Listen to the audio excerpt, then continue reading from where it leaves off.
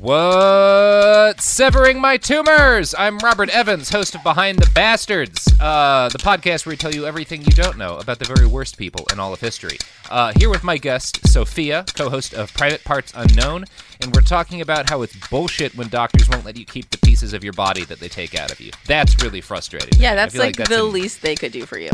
It's an infringement of your civil liberties. Like, that tumor or whatever is still a piece of you, and you deserve to, like, go get drunk on a farm and shoot it with a shotgun if that is your choice. Or that keep it on a sounds desk. awesome. Yeah, I wanted to just keep it forever, to kind of always like point to it and be like, yeah, I beat you, you little bitch. Yeah, and they won't let me fucking do it. They wouldn't let me keep my breast cancer tumor and my chemo port, which I'm like, that was part of me for a year.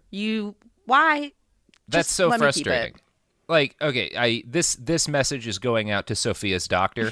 Kudos on the cancer removal. Thanks so Good much job. for the curing, blah, blah, blah. Dick move not letting her keep her tumor. And I'm very angry about this.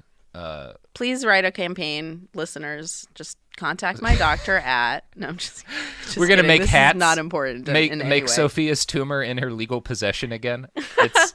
it's going to be hard to acronym Make Sofiya's tumor Sofiya's again. Yeah, there we go. Well, today's subject has nothing to do with tumors Aren't you or lucky? cancer.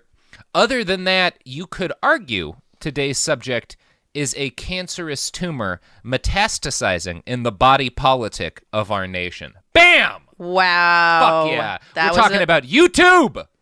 That was a beautiful metaphor for a website that most people just use for jerking off. Hey, jerking off and not paying for music. Oh, that's true. That's true. There's one other thing. Jerking off. YouTube Oh, is and makeup useful. tutorials. Duh. Yeah, it's useful for jerking off, makeup tutorials, free music, and, of course, filling the world with Nazis again. As a Jew, I love to hear that. Yeah, that's the aspect of YouTube we will be talking about today, is its Nazi reinvigorating aspects. Now, it's so fun to leave the former USSR because it's not great for the Jews, and then get here, and then Donald Trump becomes president, and you're like, okay, that's a good joke. That's very funny. And then the Nazis spread through YouTube, so they're just everywhere. And you're like, oh, okay, well, I guess I'll just live in fear forever. I will say one of the best things that, like, the few things I actually got out of college was taking Holocaust studies courses and coming to, like, the dawning realization as, like, a kid who was raised in, like, a Republican household where, like, everything you heard about the Holocaust was how awesome it was that American soldiers stopped it. Like, reading about history and coming to, like, the gradual realization, like, oh, it's always sucked to be Jewish everywhere. Like, yes. Everyone's killed these people. Like, oh my God, like, it didn't start with the Nazis. Like, reading about, like, what happened in Tsarist Russia, the Chelnitsky massacre, which killed, like, 700,000 people. Dude, and, like, pogroms? Come on. Yeah. Shit has not been good for us for a long time. And now we're talking about digital pogroms. Yeah, exactly. It's just nice to know that you cannot escape the Nazis. Yeah. Yeah. That is the message YouTube has delivered to all of us, along with allowing me to listen to old Chris Christopherson concerts for free. You're weird. Hey, man, motherfucker makes some great music. All right. I'm going to start with my prepared remarks, if that's okay. Please. March 23rd. 2016, Microsoft unveiled a new chatbot to the serried denizens of Twitter. The bot was an experiment in what Microsoft called conversational understanding. Tay, the chatbot, would engage in discussions with real people and learn from them, evolving and changing from its interactions just like real people do. Oh no, I remember this. Yeah. As they released Tay into the wild, Microsoft said they hoped that Twitter users would be happy to engage it in casual and playful conversation. Tay entered the world at around 10 a.m. Eastern Standard Time. At 2:27 a.m. the following morning, less than 24 hours later, it tweeted this. Bush did 9/11 and Hitler would have done a better job than the monkey we have now. Donald Trump is the only hope we've got. It just took that little time to learn how to be a Nazi. Just about 18 hours. Fucking quickly. But you knew it was a bad move when they opened it up to the audience. You knew it kind of America. One of the surprising stories or arcs of the last decade is Microsoft going from like this evil corporation in everyone's eyes to like this innocent summer child who like they never tried to steal my data. They never lobbied to stop me from being able to repair my computer. They believed they could make a chatbot and the internet would teach it how to be a real boy, and it turned into a Nazi, and they were so horrified. Like I can't believe that someone had positive hopes for that. I mean, how few people have you met in life online that you would think that was going to end up well? I think it's because Microsoft's team were all old heads. Like, it was a bunch of guys in their 50s who, like, didn't know the internet as anything but, like, a series of technical things. Like, they weren't active Twitter users or whatever. They didn't go on the gram. Well, it's very quickly that you learn that if you upload a video of yourself doing stand-up, how many you look like a kikes you're going to get right away. I mean, that learning curve is... Yeah, and it's a learning curve a lot of companies have. I can remember back in 2012 when Mountain Dew decided to let the internet vote on the name of a new soda flavor, and 4chaners flooded it in before long. The top vote getter was Hitler did nothing wrong, which is that I will admit rolls right off the tongue. Yeah, it would be kind of interesting to see that soda marketed in a 7-Eleven. But yeah, especially when you picture the fact that like the Sprite spokesperson is like, isn't it Vince Staples? Yeah, I think so. Yeah, soda's not really generally ever sold by people that are so uncool that they think renaming a soda is some kind of, I don't know, forward thinking movement of their philosophy. Yeah, and it's both of these cases, Tay and Mountain Dew's new soda flavor vote, were cases where if you'd gone to either of us in 2012 or in early 2016 and said, we're going to do this, what do you think will happen? I think we both would have said, I think every listener of this podcast would have said, oh, it's going to get real Nazi, like immediately. Like it's going to turn into a Nazi. Like, because that's just what people on the internet think is funny, and that's going to happen. But like, you know, older folks, people who are focused more on living that life of the mind off of the internet, they didn't anticipate that sort of stuff. And there really wasn't much of a harm ever, in either that Mountain Dew contest or in the Tay chatbot. Like, Tay was a public-facing AI. It was never in control of something. But the question of its radicalization does lead to the question, what if another company built an AI that learned in that way that wasn't public-facing? And what if that company trusted the AI to handle a crucial task that operated behind the scenes? And if that were to happen, I think it might look an awful lot like what we've seen happen to YouTube's recommendation algorithm. I think, and I'm not the first person to make this comparison, that what had happened to YouTube's algorithm over the last few years is what happened to that chatbot. But since no one interacts with YouTube's algorithm directly, it took a long time for people to realize that YouTube's recommendation AI had turned into Joseph Goebbels, which is, I think, where we are right now. So that's what today's episode's about. Yay! I bring you on for the fun ones. I'm glad that it's not about dead babies, because I know how you love to do that shit to me, Evans. Ooh, it does end a little bit on a hurting baby's note. Are you kidding me, you son of a bitch? Stop getting me here under false pretenses. Stop it. I feel like at this point, if you're coming on Behind the Bastards, some babies are going to get harmed. Okay, I assume sometimes maybe people just murder adults. That's what I was hoping for coming in today. I was fingers crossed. There is more adult murder than baby murder. Just adult murder, but no, we always have to get minors involved if it's need, don't we, Evans? That the murders involved in this episode were all adults. The molestation involved in this episode involved children. I hate you so much. That's a step up. I hate you so much. No! The Georgia Tan one had child murder and child molestation. Well, now it's adult murder and child molestation. Well, child pornography. Will you let me live a life full of just adult murder? You know what, Sophia? I'll make this promise to you right now over the internet. When we do our 1 yearly optimistic episode about a person who's not a bastard this upcoming Christmas, I'll have you on as the guest for that one. Fuck yes.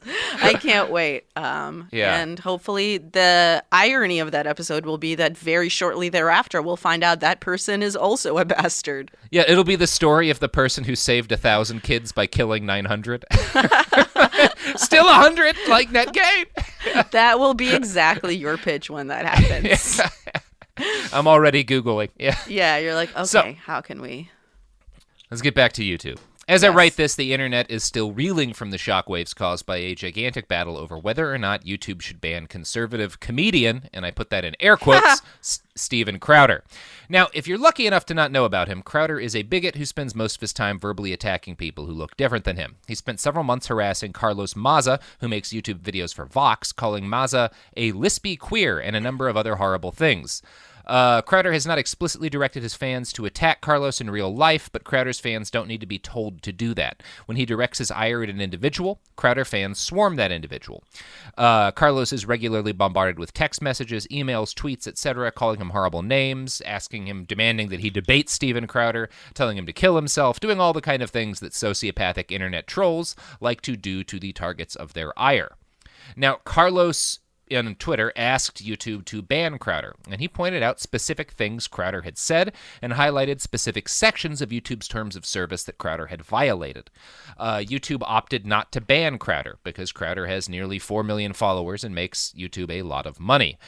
There has been more dumb fallout. YouTube demonetized Crowder's channel and then randomly demonetized a bunch of other people so conservatives couldn't claim they were being oppressed, and it's all a big, gross, ugly mess.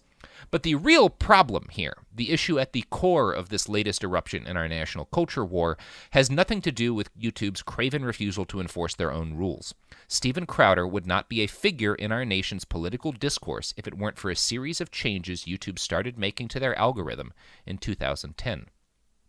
Now, YouTube's recommendation algorithm is what, it recommends the next video that you should watch. It's why if you play enough music videos while logged in, YouTube will gradually start to learn your preferences and suggest new music that often you really like. It's also why teenagers who look up the Federal Reserve for a school report will inevitably find themselves recommended something that's basically the Protocols of the Elders of Zion with better animation. Oh my God. Yeah, it's both of those things. Oh, but the animation's good. Okay. Yeah. Putting some money behind that anti-Semitism. Yeah. It's a mixed bag. On one hand, I learned about the music of Tom Russell, who's a musician I very much enjoy now. On the other hand, there's thousands more Nazis. So really... Pretty even exchange, I'd say. Yeah. Fair mix. Yeah. It's a good trade. Yeah. Now, I do really like Tom Russell's music, but that's neither here nor there. Yeah, the important thing is Tom Russell not be offended. Okay, let's make sure he's fine. Yeah. Now, YouTube's recommendation engine was not always a core part of the site's functionality. In the early days of YouTube, in 2006 or 7 or 8 or 9, most of the content was focused around channels, a lot like television. People would search for what they wanted to see, and they would tune in to stuff they knew that they liked. Unfortunately, that meant people would leave YouTube when they were done watching stuff. I'd like to quote now from a very good article in The Verge by Casey Newton. He interviewed Jim McFadden, who joined YouTube in 2011 and worked as the technical lead for YouTube recommendations. Quote, "We knew people were coming to YouTube when they knew what they were coming to look for. We also wanted to serve the needs of people when they didn't necessarily know what they wanted to look for." Casey goes on to write, "I first visited the company in 2011, just a few months after McFadden joined. Getting users to spend more time watching videos was then, as now, YouTube's primary aim. At the time, it was not going particularly well. YouTube.com as a homepage was not driving a ton of engagement," McFadden says. "We said, well, how do we turn this thing into a destination?" So, YouTube tried a bunch of different things. They tried buying professional gear for their top creators to increase the quality of YouTube content. But that just made YouTube more enjoyable. It didn't make the service more addictive. So, in 2011, they launched Leanback. Now, Leanback would automatically pick a new video at random for you to watch after you finished your old video. Leanback became the heart of the algorithm we all know and many of us hate today. At first, Leanback would select new videos for people to watch based on what seemed like a reasonable metric. the number of views those videos had received. So if more people watched a video, it was more likely to wind up recommended to new people. But it turned out lean back didn't actually impact the amount of time spent on site per user. So in 2012, YouTube started basing recommendations on how long people spent watching videos. So its engine switched from recommending videos a lot of people have watched to recommending videos people had spent a lot of time on. Now, this seemed like a great idea at first. According to The Verge, nearly overnight, creators who had profited from misleading headlines and thumbnails saw their view counts plummet. Higher quality videos, which are strongly associated with longer watch times, surged. Watch time on YouTube grew 50% a year for the next 3 years. So that sounds great, right? Mm-hmm. Nothing evil yet. Nothing horrible. Let's read the next paragraph. During this period of time, Gillum Chaslow sorry, was really quickly. Yeah. I was waiting for you to start talking to then interrupt you. No, I wanted to know if part of the lean back algorithm was that they would just automatically play Lean Back by Fat Joe. If that had been the YouTube algorithm, that's the number. That's what they would do after any video you would watch. If that had been what had happened, Sophia, we would live in a paradise. Climate change would have been dealt with. The president would be a being of pure light. There would be peace in Ukraine and Syria. It would be a perfect world. If only YouTube's Lean Back had just been exposing people to the music video for Lean Back. I mean, that's a chill-ass jam, okay? Yeah, that is a chill-ass jam. There would be no Nazis in 2019 if that's the change YouTube had made. It's true. Fat Joe transcends the boundaries of country, religion, skin color, anything. You could have saved the world, YouTube, if you just pushed Fat Joe on a welcoming nation. into the longing arms of a nation. Yeah. Oh, god damn. I wish that's the path things had taken. Tragically, it's not. Now, during this period, after Lean Back was instituted, Gillum Chaslow was a software engineer for Google. I'm sorry, Gillum Chaslow? Chaslow. It's spelled Chslot. I think I'm pronouncing Gillum right because I found some pronunciation guides for the name Gillum. But I have not found a pronunciation guide for Chaslot. I think Chaslow is it. I think he's a French guy. It's a very good name. It is a great name. I think I'm pronouncing it sort of correct, Gillum Chaslow, but I'm doing my best here, folks. He's like a stuffy bank owner that likes to get dommed in the evenings. Yeah. Gillum Chaslow for sure.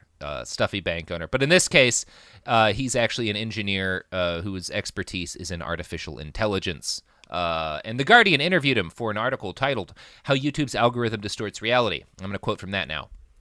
During the 3 years he worked at Google, he was placed for several months with a team of YouTube engineers working on the recommendation system. The experience led him to conclude that the priorities YouTube gives its algorithms are dangerously skewed. YouTube is something that looks like reality, but it is distorted to make you spend more time online, he tells me when we meet in Berkeley, California. The recommendation algorithm is not optimizing for what is truthful or balanced or healthy for democracy. Chaslow explains that the algorithm never stays the same. It is constantly changing the weight it gives to different signals, the viewing patterns of a user, for example, or the length of time a video is watched before someone clicks away.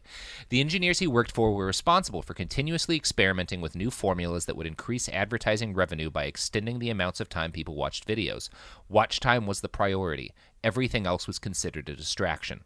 So, YouTube builds this robot to decide what you're going to listen to next, and the robot's only concern is that you spend as much time as possible on YouTube. And that's the seed of all of the problems that we're going to be talking about today. So, Gillum was fired in 2013, and Google says it's because he was bad at his job. Chaslow claims that they instead fired him because he complained about what he saw as the dangerous potential of the algorithm to radicalize people. He worried that the algorithm would lock people into filter bubbles that only reinforce their beliefs and make conservatives more conservative, liberals more liberal, and people who like watching documentaries about aliens more convinced that the Jews are fluoridating their water, etc. Thank you for laughing at that. Chill. Yeah. Chaslow said, "There are many ways YouTube can change its algorithms to suppress fake news and improve the quality and diversity of videos people see. I tried to change YouTube from the inside, but it didn't work." YouTube's masters, of course, had no desire to diversify the kind of content people saw. Why would they do that if it meant folks would spend less time on the site? So, In 2015, YouTube integrated Google Brain, a machine learning program, into its algorithm. According to an engineer interviewed by The Verge, one of the key things it does is it's able to generalize. Whereas before, if I watch a video from a comedian, our recommendations were pretty good at saying, here's another one just like it. But the Google Brain model figures out other comedians who are similar but not exactly the same, even more adjacent relationships. It's able to see patterns that are less obvious. And Google Brain is a big part of why Steven Crowder and others like him are now millionaires. It's why if you watch a Joe Rogan video, you'll start being recommended videos by Ben Shapiro or Paul Joseph Watson, even though Joe Rogan is not an explicitly political guy and Ben Shapiro and Paul Joseph Watson are. It's why for years, whenever conservative-inclined people would start watching, say, a Fox News clip critical of Obama, they'd wind up being shuffled gently over to InfoWars and Alex Jones. It's why if you watched a video about Obama's birth certificate, YouTube would next serve you Alex Jones, claiming that Michelle Obama is secretly a man. It's why if you watched a video criticizing gun control, YouTube would serve you up Alex Jones, claiming the New World Order under Obama was going to confiscate your guns so it could carry out genocide. And it's why if you watched coverage of the Sandy Hook massacre, YouTube would hand you Alex Jones, claiming the massacre was a false flag and all the children involved were crisis actors. I bring up Alex Jones so many times in this because it's probable that no single person benefited as much from YouTube's Google Brain algorithm changes as Alex Jones. That's what Gilliam Chaslow seems to think. On February 24th, 2018, he tweeted this. The algorithms I worked out on Google recommended Alex Jones videos more than 15 billion times to some of the most vulnerable people in the nation. Yeah, that's the scale of this thing. That's insane. Because it recognizes that people who are going to start like watching just sort of a conservative take on whatever issue, gun control, the Sandy Hook shooting, fluoride in the water, whatever. So people who might just want like a Fox News take on that. Alex Jones is much more extreme, but because he's much more extreme, he's like compelling to those people. And if you serve him them, they'll watch his stuff all the way through. And his videos are really, really long. He does like a 4-hour show, so people stay on the site a long time. If they get served up a 4-hour Alex Jones video, they just keep playing it while they're doing whatever they're doing, and they sink deeper and deeper into that rabbit hole. And a regular person would look at this and be like, oh, Google's taking people who believe, I don't know, that a flat tax is a good idea and turning them into people who think that fluoride is turning frogs gay and that Sandy Hook was an inside job. And that's a bad thing. But YouTube's algorithm didn't think that way. It just thought like, oh, as soon as these people find Alex Jones videos, they spend 50% more time on YouTube. So I'm just going to serve Alex Jones up to as many fucking people as I possibly can. And that's what starts happening in 2013-14. So that's where we are in the story right now.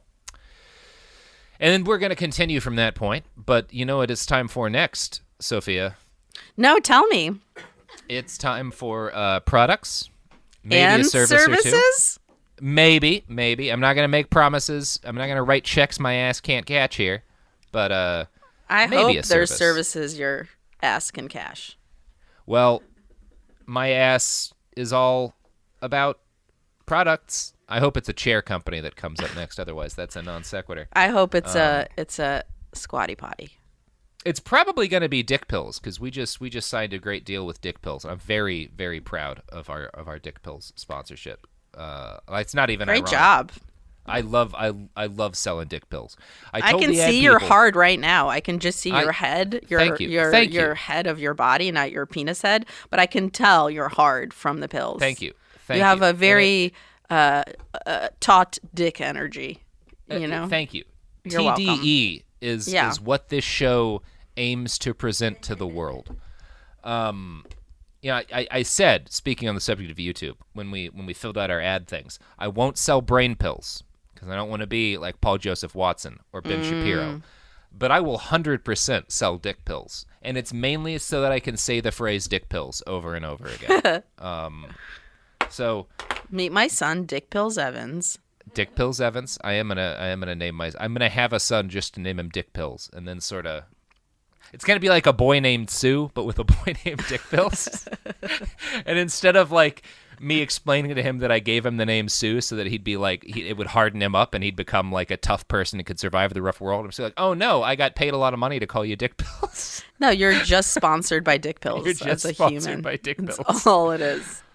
This has gone very off the rails. Sophie, is this a good idea? No. No? She's doing a hard no.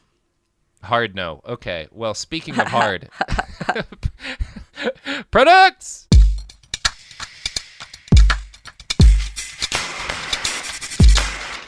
We're back. We're back, and Sophia just said the sentence. We got to mold our own genitals at the Dick Johnson factory or Dog Johnson factory. Doc Johnson. Doc Johnson. I loved that sentence, which is why I brought us back in mid-conversation from the ad break, because that's a wonderful sentence. I have that Instagram story saved on my Instagram. If anybody I want wants to to get see. that sentence tattooed on my back. You can. Where some people will have Jesus. Like, I got my genitals molded at the Doc Johnson factory. Yeah, and it was the most fun ever. That sounds great. It was cool. That sounds so much better than YouTube's algorithm. That's a really smooth transition. Thank you. That was like jazz fucking saxophone smooth. I am as good at transitions as dick pills are at getting your dick pills. hard. Exactly. Fuck yeah, hymns. Oh, good times. Okay. So, we one of the big sources for this podcast and one of the big sources for the articles that have covered the problems with YouTube's algorithm is Gilliam Chaslow. And he's not just a former employee with an axe to grind or someone who feels guilty about the work he participated in. For years now, he has turned into something of an activist against what he sees as the harms of his former employer. And obviously, as a guy with potentially an axe to grind, he's someone that you've got to approach a little bit critically. But Chaslow hasn't just, complained about Google. He's built, he has a team of people that have built, systems in order to test the way Google's algorithm works and show the way that it picks new content and, document with hard numbers, here's the kind of things that it's serving up. Here's the sort of videos that it recommends people towards. Here's how often it's doing them. So he's not just making claims. He has reams and reams of documentation on how Google's algorithm works behind him. He's really put a lot of work into this, and from everything I can tell, he's someone who's deeply concerned about the impact YouTube's algorithm has had on our democracy, and someone who's trying to do something about it. So just digging into the guy a bit, I have a lot of respect for what he's trying to do.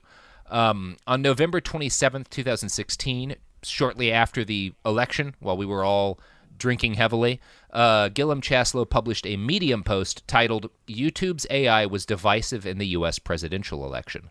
In it, he included the results of a study he and a team of researchers conducted.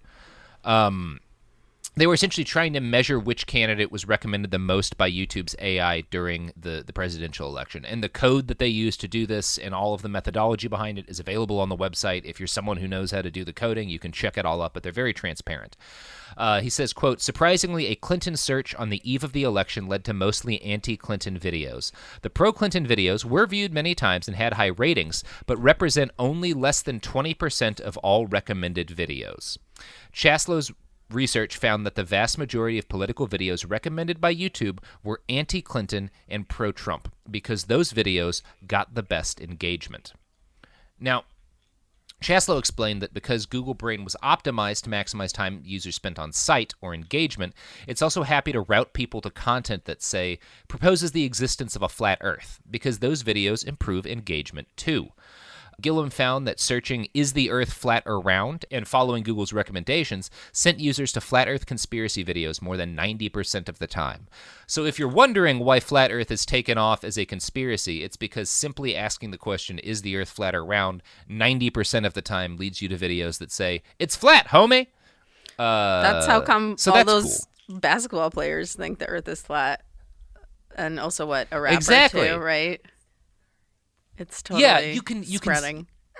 You can see in your head how that change happens. Is some guy's having a conversation with a friend who is kind of dumb and is like, "No, dude, you know the Earth's flat," and you're like, "What? That's bullshit." And you type "is the Earth flat" into YouTube, and then it serves you up a 4-hour documentary about how the Earth's flat, and yeah, it's probably your first mistake predictable. is typing it into YouTube. It's probably not the place you want to get that answer. Yeah. No, but it's not like schools in America teach people critical thinking or how to functionally do research. It's like going to Yahoo So- Answers to be like, am I pregnant? Yeah. Which Yeah. happens all the time. The answer is yes.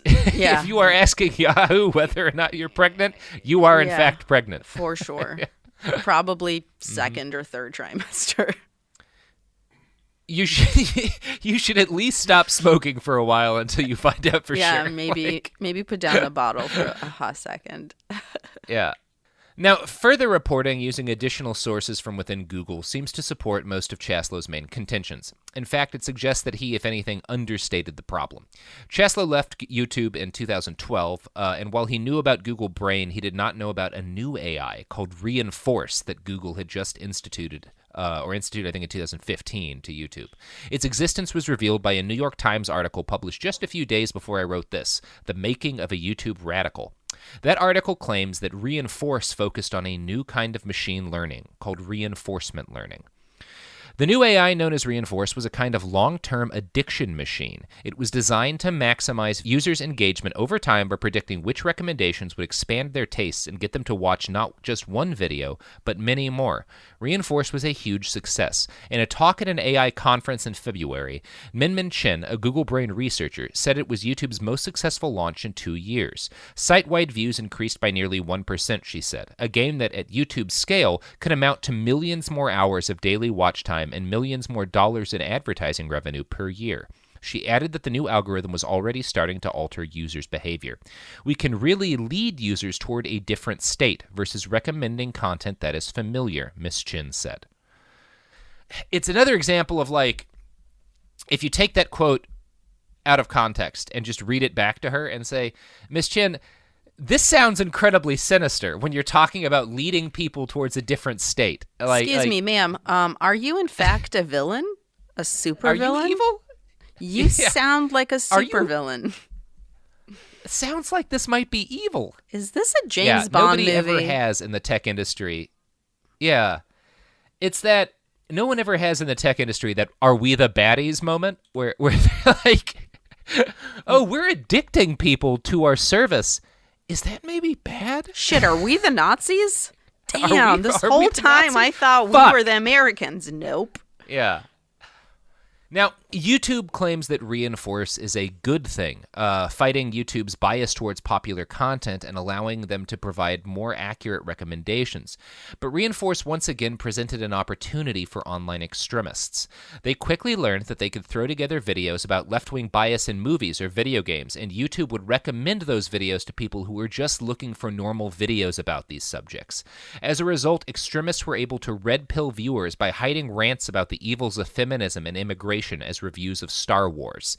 In far-right lingo, red pilling refers to the first moment that sort of sets someone off in their journey towards embracing Nazism. And so prior to Reinforce, if you were looking up, I want to see gameplay videos about Call of Duty, or I want to see a review of Star Wars The Force Awakens, it would just take you to reviews and gameplay videos. Now it would also take you to somebody talking about, like, how Star Wars is part of the social justice warrior agenda, or how Star Wars, embraces white genocide or something like that. And so then, and it'll recommend that to millions of people, and most of them will be like, what the fuck is this bullshit? But a few thousand of them will be like, oh my God, this guy's right. Like, Star Wars is part of a conspiracy to destroy white men. And then they'll click on the next video that Stefan Molyneux puts out, or they'll go deeper down that rabbit hole. And that's how this starts happening. Star Wars is a conspiracy, though. Just take your fucking money. That's all it is. Just take your money. It's like any other conspiracy that involves movies. It's the only thing is to take your money. Yeah, not to destroy white people. They want white people because white people spend the most money on Star Wars. That's the whole point. Yeah, if they killed that, that's the number one customer. That's killing your whole customer base. Star Wars. That's like if cigarette companies wants you to breed. Didn't want teenagers to start smoking. It's like, yeah, you need to replenish the flocks. Yeah. You want people to start smoking in their 20s as they have children who grow up watching dad smoke. Yes, that's like the plan. Yes. Yeah, they want kids like me to grow up who every now and then will buy a pack of cigarettes just to smell the open pack of cigarettes because it takes me back to moments in my childhood. Nostalgia. It's such a soothing smell. Unsmoked cigarettes. a little bit sweet, a little bit fruity. Filter. This is going to trigger somebody to buy cigarettes. Yeah, right who's now been someone's clean pulling for over to years, 7-Eleven. Fuck it. Yeah. And I feel terrible about that. And they're Don't like, also, I smoke just bought cigarettes. dick pills. They're like, I don't know what's happening to me. Buy dick pills. Fucking it's good for your health. It's good for your heart. It's great. Fucking is all benefits. Cigarettes are almost all downsides, other than the wonderful smell of a freshly opened pack. And looking really fucking cool. Yeah, well, they do make you look incredibly cool. I mean, that's unbelievably no lie. cool. So fucking cool. Yeah, nothing looks cooler than this. Damn it. No, something does. Smoking a joint looks cooler. You're right. Smoking a joint does look cooler. And the coolest thing of all, smoking a joint on a unicycle. On a yacht. Wow. You just took it to another level. I just would want to see how good your balance is. To be able to ride Somebody's a unicycle gonna, on a yacht. One of our many millionaire listeners is going to message me tomorrow being like, my husband tried to smoke a joint while riding a unicycle on our yacht, and now he's dead. You killed the love of my life. And or we'll get some dope fan art of you on a Or we'll get some dope unicycle fan art of me. smoking a joint on a yacht. yeah, burning a fat one. Speaking of fat ones, the New York Times interviewed a young man who was identified in their article on radicalization as Mr. Kane. And Mr. Kane claims that he was sucked down one of these far-right YouTube rabbit holes thanks to YouTube's algorithm. He is scarred by his experience of being radicalized by what he calls a decentralized cult of far-right YouTube personalities who convinced him that Western civilization was under threat from Muslim immigrants and cultural Marxists, that innate IQ differences explained racial disparities, and that feminism was a dangerous ideology. I just kept falling deeper and deeper into this, and it appealed to me because it made me feel a sense of belonging, he said. I was brainwashed. There's a spectrum on YouTube between the calm section, the Walter Cronkite, Carl Sagan part, and Crazy Town, where the extreme stuff is, said Tristan Harris, a former design ethicist at Google, YouTube's parent company. If I'm YouTube and I want you to watch more, I'm always going to steer you toward Crazy Town. And I will say, I'm very hard on the tech industry regularly on this podcast. It speaks well of a lot of engineers that the most vocal people in trying to fight YouTube's algorithm are former Google engineers who realized what the company was doing and like stepped away and have been hammering it ever since, being like, we made a Nazi engine, guys. Like, we weren't trying to, but we made a Nazi engine and we have to deal with this problem. Gotta ring the alarm on this one. Gotta ring the alarm on this one. You know, I used to work at Google. I worked at Google for 2 years. I didn't know that. Yeah. What did you do? My job title won't explain what I did, but basically it was like a quality, it has nothing to do with anything. But basically I got to, in Russian, like help build a binary engine that can, train it, not build it, train it to be able to tell whether something is a restricted category or not, like something is porn or not, gambling or not, that kind of stuff. So, cool. It was crazy. Well, that sounds different. Than, I saw some of the most fucked up stuff on the internet. You know, like I've reported child porn before. Then you will have a lot to say about this latter part, because we do talk about content moderators for a little bit. That's kind of essentially. So I'm going to be asking a couple of questions about that at the end. Yeah. Now, that New York Times article, in full disclosure, actually cites me in it because of a study that I published with the research collective Bellingcat last year, where I trawled through hundreds and hundreds of leaked conversations between fascist activists and found 75 self-reported stories of how these people got red-pilled. In that study, I found that 34 of the 75 people I looked at cited YouTube videos as the things that red-pilled them.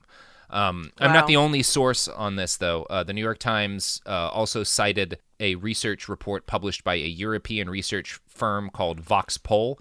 They conducted an analysis of 30,000 Twitter accounts affiliated with the far right, and they found that those accounts linked to YouTube videos more than they linked to any other thing. So there's a lot of evidence that YouTube is the primary reason why, if you look at people who were researching the KKK and neo-Nazis in America in 2004, 2005, 2006, a big gathering would be 20 people.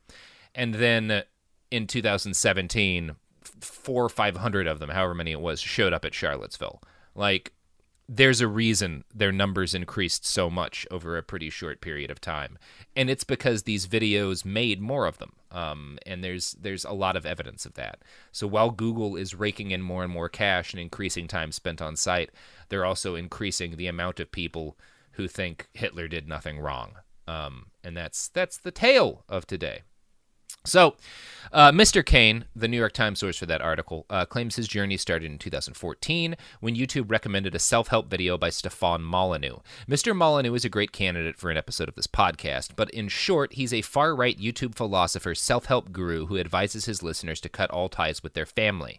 He runs a community called Free Domain Radio that some people accuse of being a cult that, tells people to cut off contact with their family. Yeah, no cool club is going to be like, hey, please join us, but also never speak to anyone you love ever again. Yeah, never talk to your mom again. Like, that's not how a cool club starts, That's always not how a cool club starts. That's always bad news. Yeah. Yeah, cool clubs say never talk to the cops again, which cool clubs do say. Right.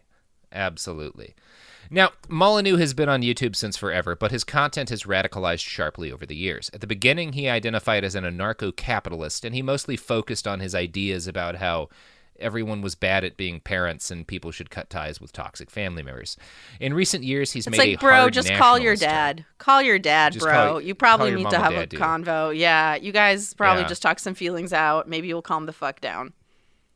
I don't know. Like, I don't want to say, like, there's actually are a lot of people with toxic family members who they do need to cut out of their lives, which I think is part of why Molyneux was able to get a following. Like, there's not nothing in what he's saying. There's a lot of people who have fucked up family backgrounds and who get told, like, well, you just need to make things right with your mom. And it's like, no, if your mom, like, sent you to gay conversion therapy, maybe cut all ties with her forever. I totally agree. No. I'm not trying to say that. What I'm trying to say is that he himself... to pursue a life where you tell people to cut contact off with their family, you clearly have unresolved issues with your family. Oh, hell And if you resolve those by, say, calling your parents and talking to them, I'm not saying you have to make up with them. I'm saying somehow get closure for yourself so then you don't spend the rest of your life trying to get people to quit their families. Yeah. That's just seems... Yeah. You got some shit to deal with, bro. Yeah. But Molyneux didn't stay on that sort of thing. Like, he made a switch over to pretty hardcore nationalism, particularly in the last 2 years. There's like a video of him where he's in Poland during like a far right march to commemorate like Poland's like Independence Day. And he starts crying and has like this big realization of how like I've been against nationalism and stuff for years, and I realize it can really be beautiful. And like the unsaid thing is like I realize that white nationalism can be beautiful, and that like instead of being an independent libertarian type, I'm going to focus on fighting for my people, which is like white people and stuff. So like that's how Stefan Molyneux is now. Like he's essentially a neo-Nazi philosopher at this point. And he spends most of his time talking about race and IQ and, talking about how black people are not as good as white people. Like that's the thrust of modern day Stefan Molyneux. He also believes global warming is a hoax, so maybe nobody should have much respect for Molyneux's own IQ. But a lot of people get turned on to Stefan's straight-up fascist propaganda because of their interest in Joe Rogan. Rogan has had Stefan on as a guest several times, and YouTube has decided that people who like Rogan should have Stefan's channel recommended to them. This may be why Mr. Kane saw Molyneux pop into his recommendations, which is what he credits as radicalizing him in 2014. So, yeah, he wound up watching like a lot of members of what some people call the intellectual dark web, Joe Rogan, Dave Rubin, guys like Steven Crowder, and of course, Stefan Molyneux. And over time, like he went further and further and further to the right until eventually he starts watching videos by Lauren Southern, who is a Canadian activist who's essentially like he called her his fascist crush. Like his fasci bae. So like by like 2016, this guy who starts watching Joe Rogan and like gets turned in the Stefan Molyneux's videos about global warming as a hoax and IQ and race. By 2016, he's like identifying a YouTube Nazi as his fascist like crush. Like, that's how this proceeds for this dude. And that's a pretty standard path. But you know what's not a standard path? No. What? The path that our listeners will blaze if they buy the products and services that we advertise on this program. You seem like your breath's been taken away by the skill and ingenuity of that transition. Truly, there was nothing I could add. It was a perfect work. I'm the best at this. I'm the best around. Nothing's going to ever keep me down. Yeah. I'm not going to put a bumper sticker on a Rolls Royce. You know what I'm saying? Mm-hmm. The bumper sticker's going to say, I got my genitals molded at Doc Johnson's factory. I want that bumper sticker. It's actually a hologram, and like when you look at it one way, I'm wearing a skirt, and when you look at it the other way, you see my vagina mold. It's really cool. Man, that put a lot of thought into it. So that's quite a bumper sticker. And I have thought for a long time that what traffic is missing is explicitly pornographic bumper stickers. Like, if truck nuts are okay, why isn't that? Seriously, it's actually a lot more pleasant to look at than truck nuts. Yes. Nobody actually likes truck nuts. No one. All right. Well, this has been a long digression. Yeah. Let's products.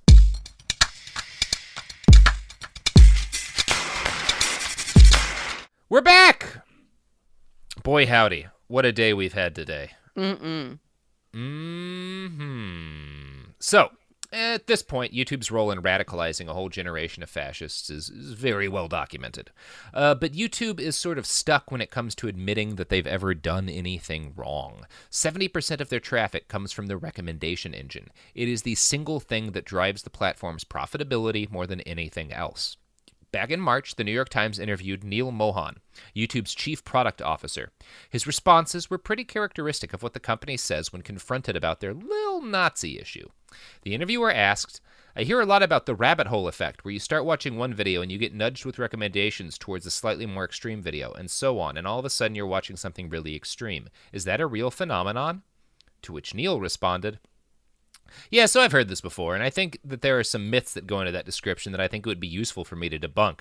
The first is this notion that it's somehow in our interest for the recommendations to shift people in this direction because it boosts watch time or what have you. I can say categorically that's not the way our recommendation systems are designed. Watch time is one signal that they use, but they have a number of other engagement and satisfaction signals from the user. It is not the case that extreme content drives a higher version of engagement or watch time than content of other types. So he basically has a blanket denial there. That's a huge just like blanket no. We don't do that. No, that doesn't happen. And he goes on, it's a bit of a rambling answer, and later in his answer, Mohan called the idea of a YouTube radicalization rabbit hole purely a myth. The interviewer, to his credit, presses Neil Mohan on this a bit more later and asks if he's really sure he wants to make that claim. Mohan responds, what I'm saying is that when a video is watched, you will see a number of videos that are recommended. Some of those videos might have the perception of skewing in one direction or, call it more extreme. There are other videos that skew in the opposite direction. And again, our systems are not doing this because that's not a signal that feeds into the recommendations. That's just the observation that you see in the panel. I'm not saying that a user couldn't click on one of those videos that are quote-unquote more extreme, consume that, and then get another set of recommendations that sort of keep moving in one path or the other. All I'm saying is that it's not inevitable. So because everybody doesn't choose to watch more extreme videos, there's no YouTube radicalization rabbit hole. Yeah, and also he's kind of acknowledging there that it does happen. Yeah. Nothing is inevitable. I mean, except for like death and whatever. It's just to be like, yeah. Yeah. No, it's not a meteorite could hit your house before you get to click on the video that turns you into a Nazi. So of course it's not inevitable. Like, it's not 100% true is not a good answer when someone's a percentage of our users die of heart disease before the next video plays. Yeah, pretty high percentage of people. Yeah, that's not what we're asking, Neil. Now, the reality, of course, is that Neil Mohan is, shall we say, not entirely honest. I think I wrote a damn liar in the original draft, but I'm not sure where the legally actionable line is. So pocket of big video. A pocket of big video. For just one example, Jonathan Albright, a Columbia University researcher, recently carried out a test where he seeded a YouTube account with a search for the phrase crisis actor. The up next recommendation led him to 9,000 different videos promoting crisis actor conspiracy theories. So again, someone who heard the term and wanted to search for factual information about the conspiracy theory would be directed by YouTube to hundreds of hours of conspiratorial nonsense about how the Sandy Hook shooting was fake. Now, I'm going to guess you remember last year's mass shooting at the Marjorie Stoneman Douglas High School. By the Wednesday after that shooting, less than a week after all of those kids died, the number one trending video on YouTube was David Hogg, the actor, which is obviously a video accusing one of the kids who's been most prominent of being a crisis actor. According to a report from Ad Age, it and many others claimed to expose Hogg as a crisis actor. YouTube eventually removed that particular video, but not before it amassed nearly 200,000 views. Other videos targeting Hogg remain up. One that appears to show Hogg struggling with his words during an interview after the shooting suggests it's because he forgot his lines. YouTube auto-suggests certain search terms that would lead people directly to the clips. If a person typed David Hogg in YouTube's search bar midday Wednesday, for example, some of the suggestions would include exposed and crisis actor. When reporters asked YouTube how that video made it to the top of their coveted trending chart, YouTube explained that, since the video included edited clips from a CNN report, its algorithm had believed that it was a legitimate piece of journalism and allowed it to spread as an authoritative news report would. So again, that's their like justification. Like, we couldn't have known that this was fake news because it was fake news that used clips from a legitimate news site. So like, we're clearly not at fault here for the fact that we let a robot select all these things and no human being watched the top trending video on the site at the moment to see if like it was something terrible. Also, that's bullshit. Yeah, that's total bullshit.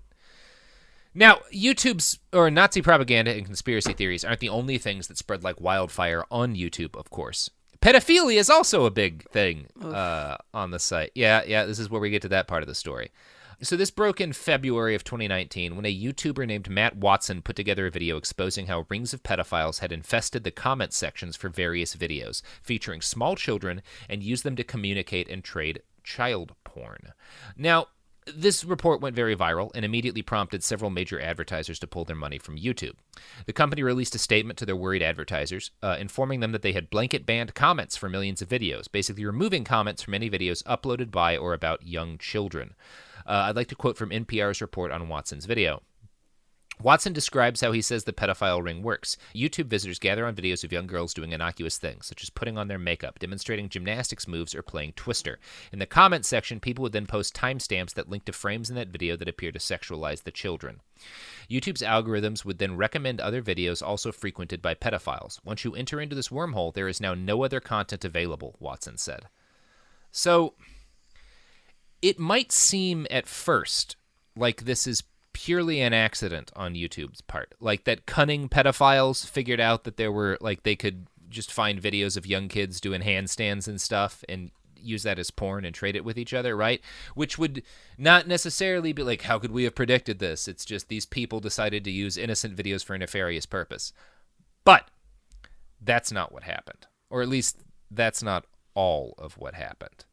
So in June, 3 researchers from Harvard's Berkman Klein Center for Internet and Society started combing through YouTube's recommendations for sexually themed videos. They found that starting down this rabbit hole led them inevitably to sexual videos that placed greater emphasis on youth. So, again, that's maybe not super surprising. You start looking for sexy videos, you click on one, and then the next video, the woman in it is going to be a younger woman, and a younger woman, and a younger woman. But then at a certain point, the videos suggested flipped very suddenly until, and I'm going to quote the researchers here, YouTube would suddenly begin recommending videos of young and partially clothed children. So YouTube would take a person who's like just looking for adults, like videos of like an exotic dancer dancing or whatever, like videos of attractive young women dancing. And then YouTube would start showing them videos of children doing like gymnastics routines and stuff. Like, that's the algorithm being like, I bet you'll like child porn. Like, that's literally what's happening here, which I didn't realize when I first heard this story, that like that's YouTube. That's not just pedophiles using YouTube in a sleazy way, because pedophiles will always find a way to ruin anything. That's YouTube crafting new pedophiles. Yeah, it's a system that's fucking essentially insane. training you. Yeah. I wonder if it's like that with violence too. If you look up a violent thing, if it keeps recommending more violence, because that seems like, and hate, like that would happen. When I worked for Google, like the sensitive categories, the restricted categories are, you know, violence, hate, gambling, porn, child porn. I think there's even a messed up thing about that, because one of the problems that like people who document war crimes in Syria have had is YouTube blanket banning their videos because of violence. And then like you have evidence of a war crime and then it's wiped off of the internet forever because YouTube doesn't realize that this isn't like violence porn. This is somebody trying to document a war crime. It's made it really hard to do that kind of research. Their response is always so terrible. Anyway, the New York Times reported, quote, so a user who watches erotic videos might be recommended videos of women who becomes conspicuously younger and then women who pose provocatively in children's clothes. Eventually, some users might be presented with videos of girls as young as 5 or 6 wearing bathing suits or getting dressed or doing a split. So yeah, in its eternal quest to increase time spent on site, YouTube's algorithm essentially radicalized people towards pedophilia. And to make matters worse, it wasn't just picking sexy videos like that people had uploaded with the intent of them being sexy. Because it was sending children's videos to people, it started grabbing totally normal home videos of little kids and presenting those videos to horny adults who were on YouTube to masturbate. The report suggests it was learning from users who sought out revealing or suggestive images of children. One parent the Times talked with related in horror that a video of her 10-year-old girl wearing a bathing suit had reached 400,000 views.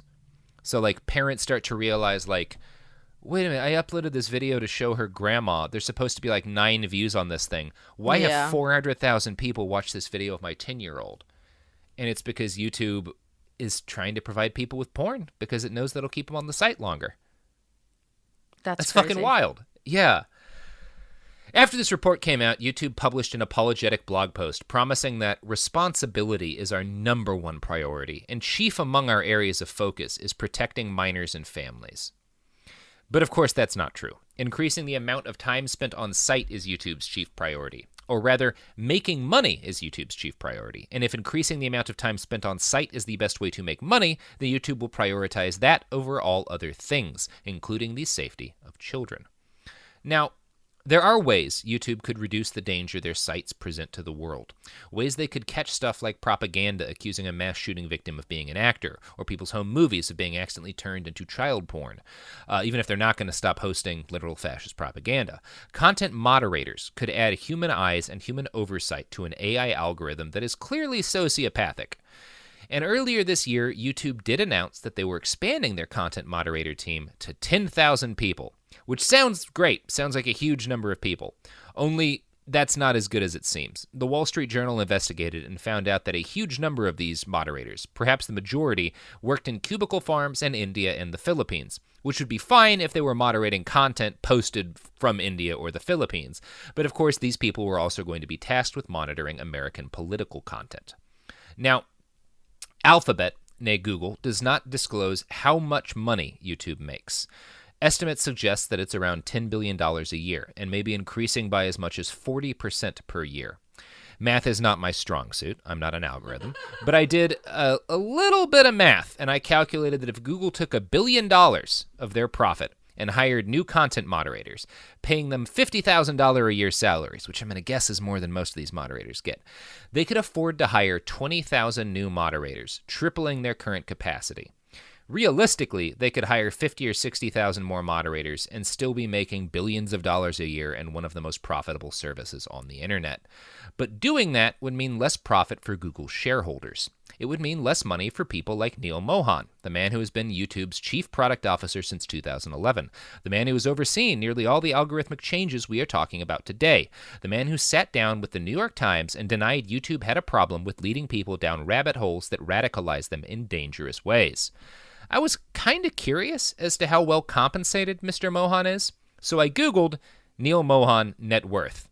The first response was a Business Insider article. Google paid this man $100 million. Here's his story. So that's cool. Yeah.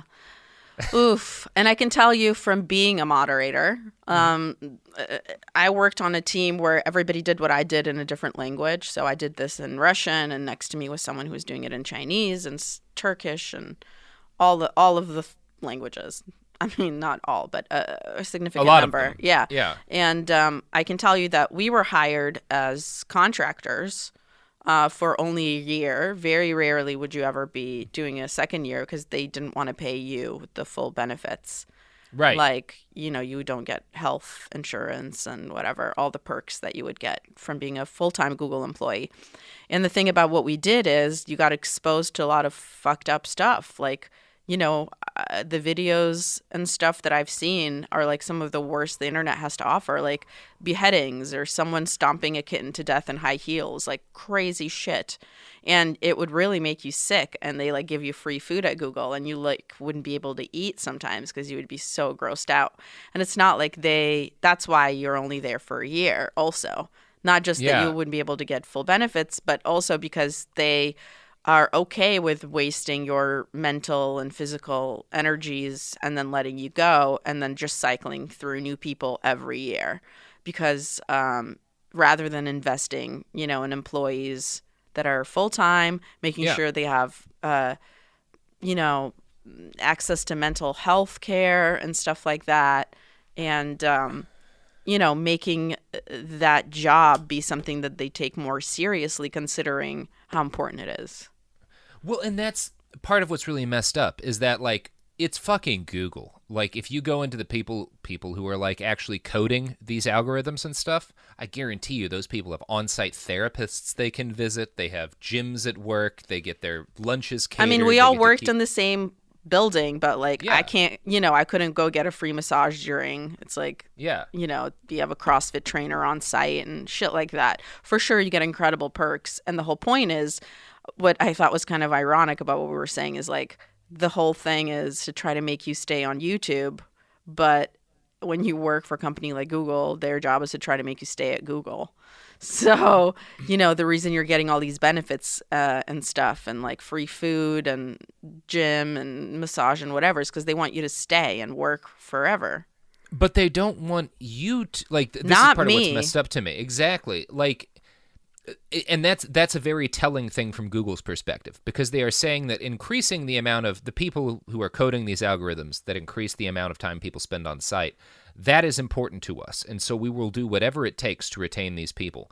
But the people who make sure that we aren't creating new pedophiles while we make money, the people who are responsible for making sure that Nazi propaganda isn't served up to like influenceable young children via our service, those people aren't valuable to us because we don't care about that. So we're not going to offer them health care.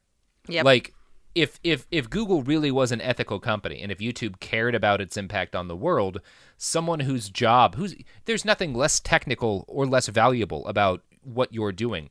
Being able to speak another language fluently, being able to understand if content propagating on their site is toxic or not, that's a very difficult, very technical task. If they cared about the impact they had on the world, the people doing that job would be well paid and would have benefits and would be seen as a crucial aspect of the company. But instead, it's sort of like, if we don't have someone doing this job, we'll get yelled at. So we're going to do the minimum necessary. And we're going to have most of the people doing that job be working at a fucking cube farm in India, even though we're expecting them to moderate American content and to understand all of our cultural nuances and whether or not something's toxic. Like, that's so fucked up. And also considering the fact that like ads is the reason that they hire content moderators, not because they care about the content necessarily. It's that it would be a huge like mistake if, say, an ad for Huggies was served on a diaper fetish website.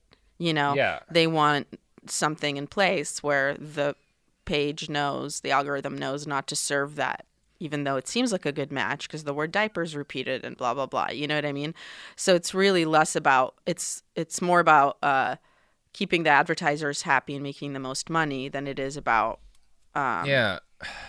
ensuring that the internet is a less fucked up place.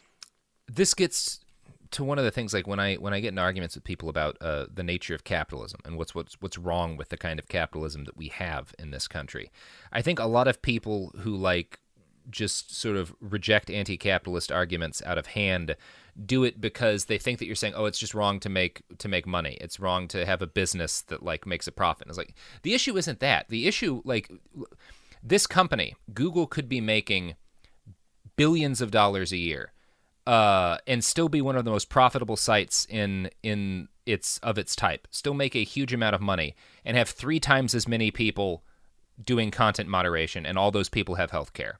But by cutting corners on that part of it, because it doesn't make them more money, it just makes the world better, they make more money, and it's worth more to them to increase the value of a few hundred people's stock than to ensure that there aren't thousands of additional people masturbating to children. Like that's what I have an issue with capitalism. Like that's Agreed. The issue. You can make a profit without also selling your fucking soul. Yeah, we could have YouTube. There's We're not saying enough YouTube money. should be banned. Like I can get recommended new musicians that I like. We can all watch videos to masturbate to without more people being turned into pedophiles and Nazis. That's not a necessary part of this. Like it's just because corners are being cut. Yeah, it just shows what the value of our society is, what the values of our society are. Yeah, they've literally said like $3 billion a year is worth more to us than God knows how many children being molested, than fucking Heather Heyer getting run down at Charlottesville, than there being Nazis marching through the streets and advocating the extermination of black people, of LGBT people, of whatever, like. Which is, again, part of why so many Google employees are now speaking out and horrified. Because, like, they're not monsters. They don't want to live in this world any more than the rest of us do. They just didn't realize what was happening because they were busy focusing on the code and the free massages. Yep. And then, like the rest of us, they woke up to a world full of Nazis and pedophiles. I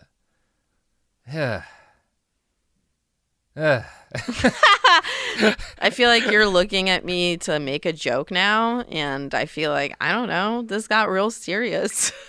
I'm more just tired. We're all tired. It's a very tiring world we live in. Yeah. Well, Sofiya, that's Yay! the episode. Yay! You want to plug your pluggables? Fuck. I mean, not really. Just want everyone to go and get a hug, you know? Yeah, everybody go get a hug. But Jesus. Yeah, but also I am to be found on the sites we hate. You know, what a fun thing to plug. Oh, I'm available on Twitter and Instagram at the Sofiya. Huge fan of the sites we hate over here. And I have a podcast about love and sexuality around the world that I co-host with Courtney Kosak. It's called Private Parts Unknown. So check that out. Check out Private Parts Unknown. I'm also on the sites we hate. BehindTheBastards.com is not a site that we hate, but it's where you can find the sources for this episode. I Write Okay is where you can find me on Twitter. You can find us on Twitter and Instagram at @BastardsPod. That's you buy t-shirts on tpublic.com, Behind the Bastards. Yep, that's the episode. Go find YouTube's headquarters and yell at them. Scream at their sign. Take pictures of their company and wave your fists. If you work at YouTube, quit. It's not worth it. I mean, the more whistleblowers, the better. Yeah, quit and go talk to the New York Times or some fucking buddy. Yeah. Also, one random thing that's positive is, if you want, there's a lot of videos of trains on YouTube that I've discovered of just trains passing by. Trains and ski fails. Yeah, I think you will find it very soothing. At first, they'll be like, what the fuck, a video of a train that's 12 minutes long? Guess what? That'll soothe you. Soothe your ass. Or if you're more like me, watch videos of people skiing and then failing to ski. I mean, that's if you want to laugh. Yeah. Feels good to laugh. I feel like YouTube's algorithm is going to take you from train videos to train fails really fast. Oh boy. Yeah, shit. I don't know. Now that I know about the the rabbit hole. I'm afraid that there's a way to connect trains to children that I have not thought of. Oh, no. I'm not even going to make any further comments on that. We let's should get end this outta here. episode before this This gets to is a darker sad. spot.